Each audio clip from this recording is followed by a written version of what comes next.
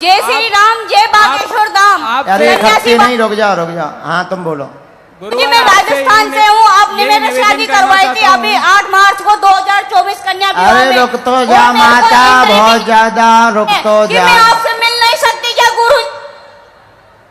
हे भगवान, दो जने इकट्ठे बोले कहे हम एम्पलीफारम आए। एक एक जने बोलो भैया, तुम बोलो।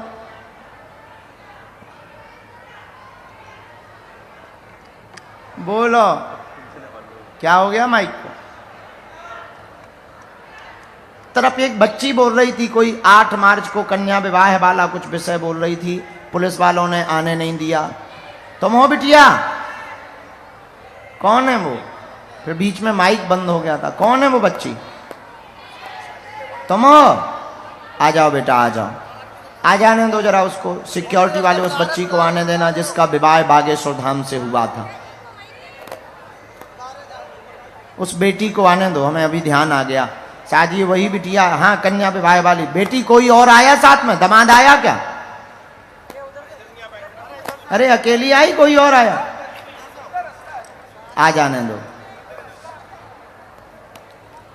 ये वो बच्ची है जो हर साल हम महाशिवरात्रि को गरीब बेटियों का विवाह करवाते हैं। पिछली साल एक राजस्थान की बिटिया का विवाह भी बागेश्वर धाम से हुआ था।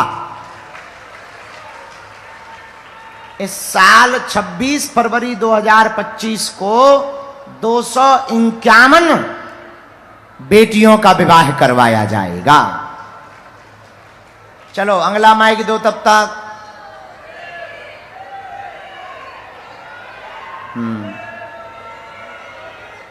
यहीं आगे जो खड़े उनको दे दो जी। छोटू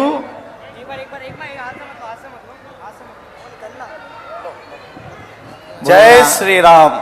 जय श्री राम। गुरुदेव को सत सत नमन। मैं आपके सामने हूँ। गुरुदेव, मैंने एक पुस्तक लिखी है हनुमान जी पर, वर्तमान में हनुमान। मैं चाहता हूँ आप इसको विमोचित करें गुरुदेव। कौन सी पुस्तक लिखी है? वर्तमान में हनुमान। वर्तमान में हनुमान। अरे ले आओ भाई, कौन है वर्तमान में? गुरुदेव सामने। गुरुदेव जय श्री राम। जय श्री राम। गुरुदेव सामने हूँ। हाँ हाँ, आ जाओ सामने हूँ। आ जाओ गुरुदेव।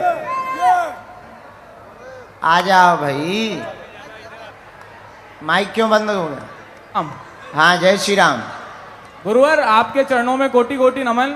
आशीर्वाद। आपसे यही प्रार्थना है गुरुवर, जो करते हैं बालाजी के सामने, उनके चरणों में, उनके दरबार में, उनकी सीढ़ियों पर सिर्फ माथा पटकते हैं। मैं रोज गुरुवर, बालाजी सुनते सबकी है, वो करते मन की है। हमारा कब नंबर आएगा बालाजी? आप बताओ तो महाराज जी। आपको बहुत बहुत धन्यवाद। क्या नाम है आपका? एक सेकंड। क्या नाम है आपका? गुरुवर, मेरा नाम नवीन शर्मा है। कहाँ से हो? गुरुवर, यहीं भिलवाड़ा से ही हूँ। देखो, भगवान कभी भी अपने मन की नहीं करते। भगवान भक्त के वशीभूत हैं। जितनी निष्ठा और श्रद्धा से हम उनको पुकारेंगे उतनी ही शीघ्र परमात्मा प्रकट होंगे। पर हम गुरुवर उनके सीढ़ियों पर जो बार बार माथा पटकते हैं, क्या वो सही करते हैं? उनसे वो डिस्टर्ब तो नहीं होते हैं? क्या तुम कहीं और जाकर माथा पटकना चाहते? नहीं नहीं, उनकी सीढ़ियों में ही रहना चाहते हैं गुरुवर। उनके चरणों में रहने से भगवान कभी डिस्टर्ब नहीं होते हैं। क्या भगवान गायक हैं जो दूसरे के आ जाने से जो डिस्टर्ब हो जाएंगे? इतनी देर मंदिर बैठते हो, दिखावा करते हो, आप ये करते हो, ये दिखावा है, तो क्या मंदिर में बैठकर घंटों घंटों तक बालाजी के सामने बैठे रहना और उनका दर्शन करना, उनका जप करना कोई पाप तो नहीं? बिल्कुल भी नहीं। तुम हमारा बस चले तो हम तो भारत के लोगों को जन्म जन्मान तक हनुमान जी के सामने बैठा रहना चाहते। जय जय श्री राम। हाँ, अब ये बच्ची बोल रही थी कुछ। अब इधर बोलो। अब बोलो बेटा।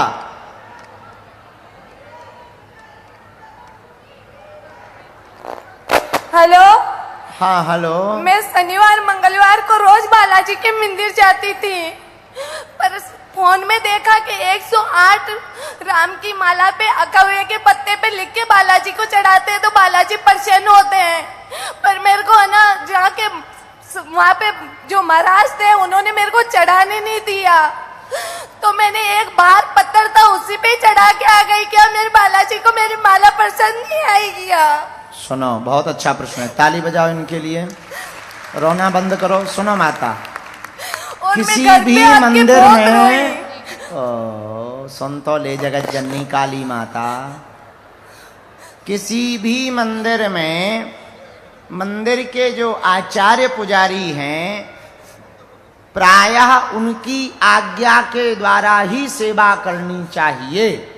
हम कुछ भी प्रसाद देने जाते हैं, जैसे राम मंदिर हम भी जाते हैं, कृष्ण मंदिर या हनुमान मंदिर, तो पहले आज्ञा ले लें। अगर उनकी आज्ञा कई जगह पर हमें भी नहीं मिलती, तो मान लो ऐसी कोई नियमावली उस मंदिर की है, तो अपनी माला अथवा प्रसादी को भगवान के उस साधक भक्त द्वारा भगवान के पास पहुंचा देनी चाहिए, वो भी भगवान को स्वीकार हो जाती है। उसमें कोई द्वेष या खिन्नता नहीं रखनी चाहिए, क्योंकि माला तो तुमने ही बनाई, तो तुम्हारी ही है। हाँ भाई, यहां माई किसके पास में है? छोटू, अब ये जो है इनको दे दो। जी बोलो, जोर से बोल, बोलो। जय श्री राम।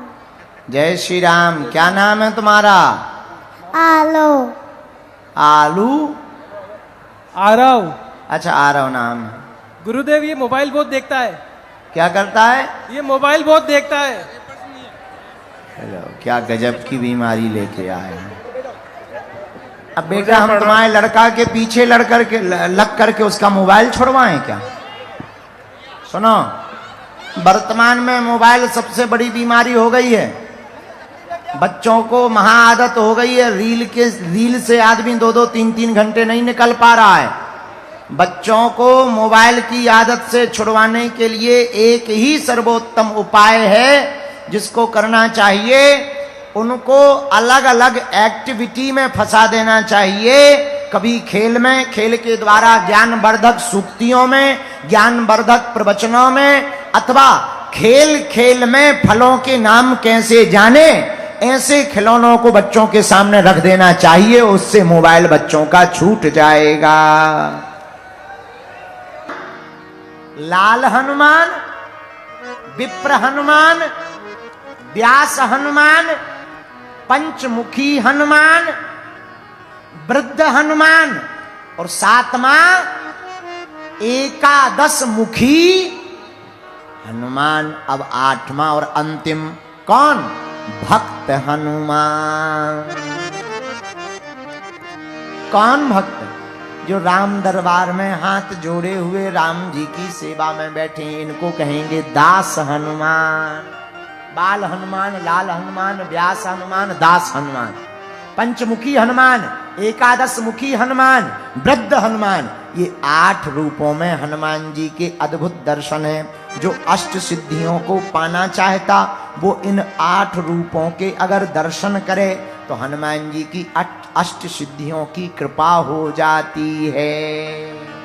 8 सिद्धियां, 8 उपाधियां, 8 हनुमान जी के अंदर गुण, ये 8 रूपों में हनुमान जी के दर्शन। इसलिए चौपाई ली, अष्ट सिद्धि नवो निधि के दाता, अष्ट सिद्धि नवनिधि के दाता, अष्ट सिद्धि नवनिधि के दाता, असवर दीना जानकी माता, असवर दीना जानकी माता, असवर दीना जानकी माता, असवर दीना जानकी माता। श्री राम जय राम जय जय राम, श्री राम जय राम, जय जय राम, श्री राम जय राम, जय जय राम। ऐसे हनुमान जी 8 सिद्धियों के मालिक हैं, 8 अनेक रूपों के दर्शन है, पर ये 8 रूप के दर्शन विशेष हैं। इन्हीं श्री हनुमान जी ने राम जी को पता बतलाया। जानकी माता का श्री रघुनाथ जी ने हनुमान जी को कहा अब क्या करना चाहिए, समुद्र के पास चलना चाहिए। तुरंत रघुनाथ जी ने सुग्रीव जी को आज्ञा दी और सुग्रीव जी पूरी वानर सेना को बुलाते हैं। सुन प्रभु वचन कहें कपि वृंदा, जय जय जय कृपाल सुख कंदा। तब रघुपति कपिपति ही बुलावा, कहा चले कर करहूं बनावा। अब विलंब ना किया जाए, तुरंत चला जाए। कपिपति बेग बुलाए, आए जूथप जूथ, नाना बरन अतुल बल, बानर भालू बरूथ। जहां सुग्रीव जी ने कहा तुरंत बानर भालू सब आ गए भैया समुद्र के किनारे, सब लंका जाने के लिए तैयार है। एक जनों ने हमसे पूछा, बोले महाराज जी एक बात बताओ, हाँ भगवान बंदरों को ही क्यों ले गए लंका? हमने कहा बानरों को ठीक ले गए। अगर इंसानों को राम जी ले जाते लंका तो इंसान रावण की सोने की नगरी देख करके ललचा जाता। रावण कहता कि एक मकान तुम्हें सोने का देंगे। इस देश में विधायक बिक जाते हैं, आदमी भी एक एक मकान के चक्कर में बिक जाते हैं। आओ आओ आओ, जाते तुरंत बिक जाते, आफत हो जाती। आओ, रावण कहता एक मकान तुम्हारा सोने का, 2 मकान तुम्हारे। तो जो लड़ने गए थे वो तुरंत पार्टी बदल लेते, भाड़ में गया। बोलो सीताराम। और ये घटना ऑलरेडी हो चुकी, इसलिए राम जी होशियार थे, उन्हें पता था आदमियों को ले जाएंगे, ये लालच दे सोने की लंका देखकर बदल जाएंगे। इसलिए राम जी बंदरों को ले गए ताकि ये बदल ना पाए। बोलो जय सिया राम। जय सिया राम। समुद्र किनारे बानर सेना आ गई, बानर आ गए, भालू आ गए और सब झुंड के झुंड। अच्छा देखो कितनी अद्भुत बात, जब आप ये पढ़ो तब उसमें लिखा है नाना बरन अतुल बल, बानर भालू बरूथ, प्रभु पद पंकज ना बहि सीसा, गरजहि भालू महाबल की सा। सब बानर आए झुंड के झुंड बनाकर, लाइन से आते जा रहे, प्रणाम करते जा रहे।